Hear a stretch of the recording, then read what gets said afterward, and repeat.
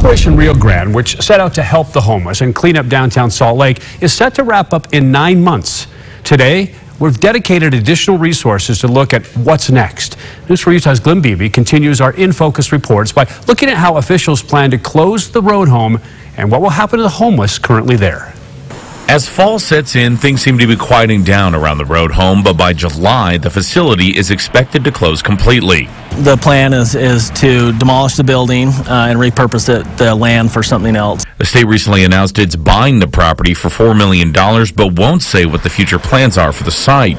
But in order for the road home to close, these resource centers have to be built, and this one in South Salt Lake is already behind schedule, leaving some to wonder if it will close on time. Even if the closure is delayed, it's the new facilities that are expected to change the way the state tackles homelessness. There's one that's a men's facility, one that's a women's facility, one that's a mixed men and women's facility. Together, the facilities can house more than 700 people, which is less than the nearly 1,000 the road home can hold.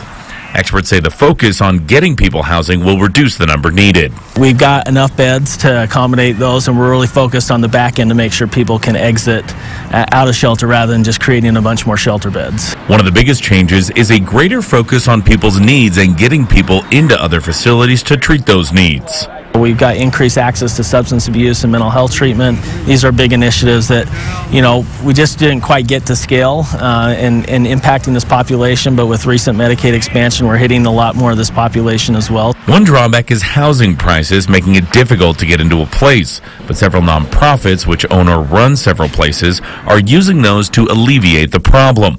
Reporting in Salt Lake City, I'm Glenn Beebe, News 4 Utah. Other organizations which serve the homeless will continue to operate in that area of downtown Salt Lake. The hope is that many of the services that are needed will also be offered at the new facilities.